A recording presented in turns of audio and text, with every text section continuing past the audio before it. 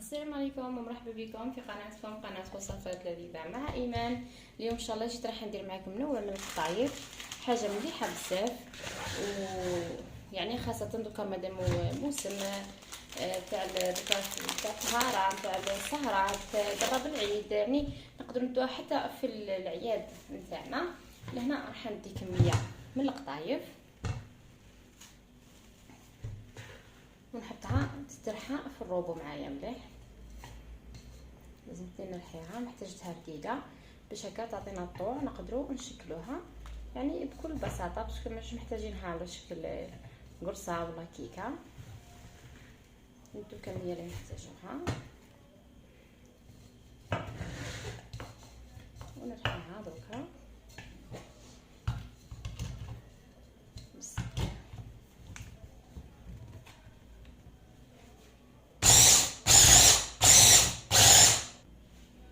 لما بعد ما رحيتها شوفوا كيفاش راهي فرتات، ديتها فرتتها كامل هكا صغيره.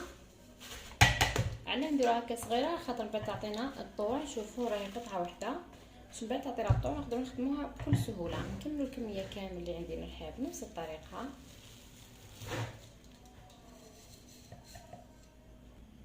شوفوا معايا هنا انا رحيت ديت هذه الكميه، راهي ما شاء الله يعني طلع لي الشيء اللي نحتاجو، باسكو كاين مكونات اخرى دوك نكملوا نضيفوها مع بعضنا. لهنا انا ديت غير نصف الباكي برك، ما ديتش الباطه كامله. هذه راح نخبيها نحتاجوها في استعمالات اخرى. نفوتوا القطايف تاعنا دوك نقليوها في المقله. اول حاجه نحطوا الساعه المقله نتاعنا تسخن، نبداو نحطوا فيها مغرفه نتاع زبده، يعني تكون مغرفه مليحه. اني محتاجه القطايف تاعي نحمرها تحميره مليحه، لانها هذه الحلوه راهي ما طيبش، نحمروا غير القطايف فيها فقط. لهنا نجيب نبدا نحط في القطايف نتاعي باش نقليها تقليه مليحه. راكم تشوفوا في الحجم تاعها كيفاش راهو رقيق. نصبها كامل ونبداو دركا نقلبوا فيها كامل مع الزبده حتى تدي اللون البني الجميل. هنا بعد ما حمرت القطايف نتاعي راكم تشوفوا فيها محمره وصغيره ما شاء الله، مديه اللون البني على الكيف. عندي كيله قطايف، كيله قاطو رحيتو غبره كيما راكم تشوفوا فيه، وعندي تقريب كيله نتاع التمر. وشي تمر هنا دوكا كي راح نرحيه عندي على حساب نضيفو بالتدريج. وعندي شويه ماء الورد اللي حابه نعطر به القطايف نتاعي. نحط ساعه هنايا الكيله نتاع الكاطو تاع البسكويت المرحي على كميه القطايف، ونروح دركا نرحي التمر نتاعي. نحط هنا حبيبات نرحيهم، نبدا نكفيهم بالتدريج. لهنا بعد ما رحيته شويه راح نصب عليه شويه الماء الزهر نعطر به هنا باش هكا يزيد يرطبوا لي مليح، ونرحيه بسم الله. لهنا بعد ما رحيتها راهي عادت معايا عقده مليحه. نجي لهنا نخلط المكونات مليح.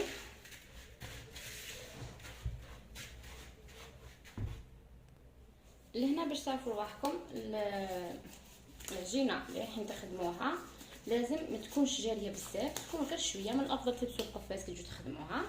ونجي لهنا ونهز بشويه الحشو ونحط ولم غير بشويه حتى نشوفها تعود معايا. لازمتها ما تكونش عجينه جاريه بزاف، واذا رايحين تخربوا القوام وشكل الحبه تاع الحلوه اللي رايحين نخدموها من بعد في المول تاع السيليكون. بسم الله، ضروري نخدموا وندلكوا وندخلوا مليح نلموا فيها الداخل، ضروري تلموا باش هكا تعود حبيبه تاع كاطو شاده روحها ولا تاع قطايف مليحه. ما تدخلوش ضربه واحده، نزيدوا فيها حتى نتاكدوا من الكميه تاع التمر هذيك اللي جالست لنا ودخلت مليح في القطايف وفي البسكويت تاعنا.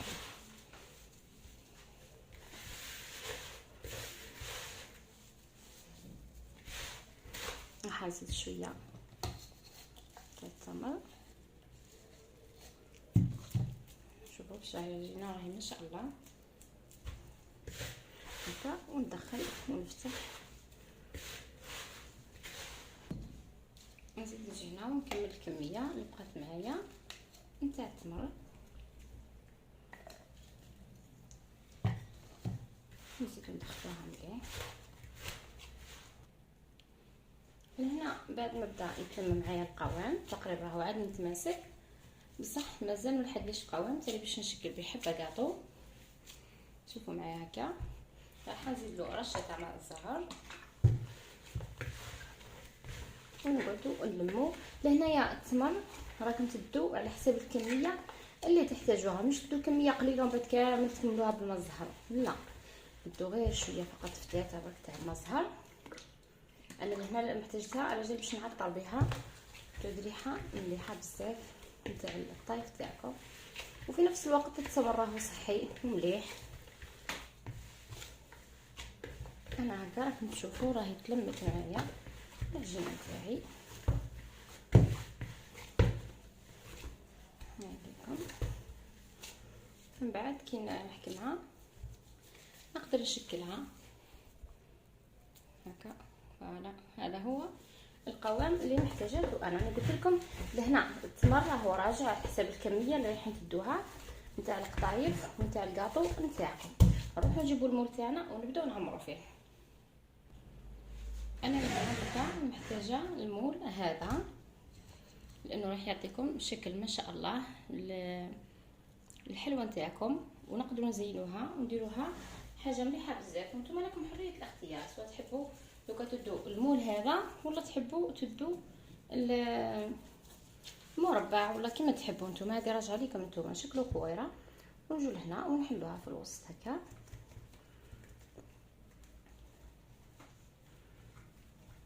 نحلوها ضروري نعدلو لها الحواف تاعها كامل، الجوانب كل نعدلوهم مليح، وفي نفس الوقت حتى الحبه نطلعوها مليح الفوقه.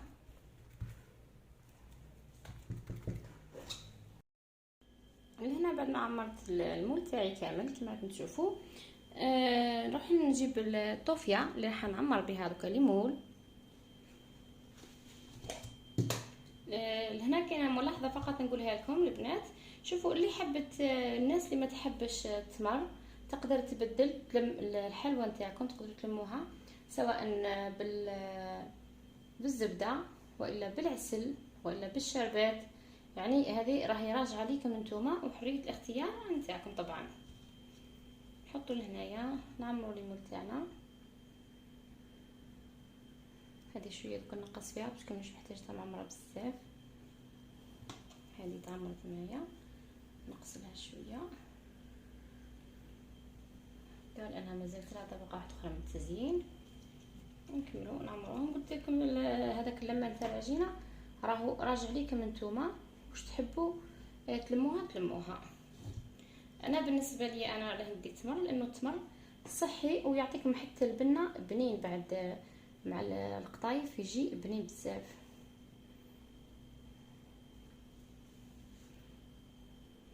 لهنا بعد ما عمرتهم راح نحطهم يبردوا واحد السويعه هكا في الفريجيدير ما بين ما نروحوا نخدموا شويه شونتيي اللي تكون القوام تاعها ثقيل باش نكملوا نزينوا الحلوه تاعنا والقطايف تاعنا للنهار اليوم. لهنا بعد ما بردوا معايا حبيبات تاعي نتاع القطايف، شوفوا معايا الشكل تاعهم كيفاش راهو ما شاء الله يشهي. نبدا نحي فيهم ونحط فيهم راهم تقريبا جامدين، ما نقولكمش على الاخر، بصح حطيتهم ساعه في المجمد باش هكا نقدر نزينهم بكل سهوله.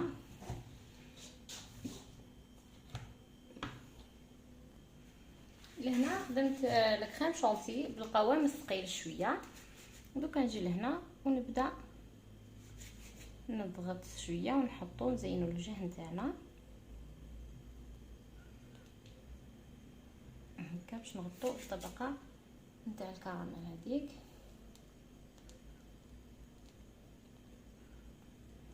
نكملوا كامل الحبات تاعنا. شوفوا التزيين تاعهم راهو ما شاء الله. لهنا بعد ما كملتها راكم تشوفوا شكلهم راهو ربي يبارك. عندي هنايا شويه حبيبات تاع اللوز ايفيلي. نجو دوكا لهنا للحاشيه هذه ونحاولوا نحطوهم كما هكا كما راكم تشوفوا واقفين على الجناب فقط. تجي واحد الحلوى يعني ما شاء الله. ولا قطايف قلت لكم خاصه دوكا راهو موسم نتاع الختان تاع 27 جايه ان شاء الله. ميم حتى في سنية العيد نقدروا نحطوها نعتمدوا عليها كحلوى مليحه بزاف بزاف وهميه. نزينوها كامل.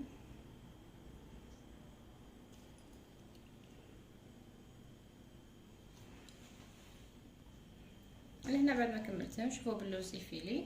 دوكا عندي لهنايا حبيبات نتاع لوز وتاع كاجو حطيتهم على شويه الجولي وراح نجي هنا ونبدا نزين بهم ونحطهم. وهذه المكسرات راهي راجعه لكم نتوما واش تحبوا تدو، يعني لكم حريه الاختيار فيها طبعا. كاين اللي يحب يدير كاوكاو، كاين اللي يحب يدير بيستاش، كاين كل واحد كيفاش يحب.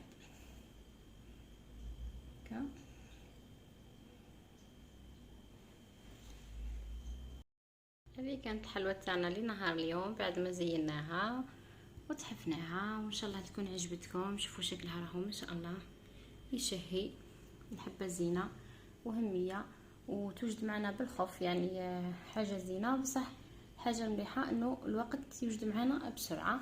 هذه الحلوى دوكا ما بقى لي نقول لكم ان شاء الله غير ترى في رواحكم، ودائما ان شاء الله نتلاقاو في وصفات لذيذه وجميله مع ايمان، والى اللقاء.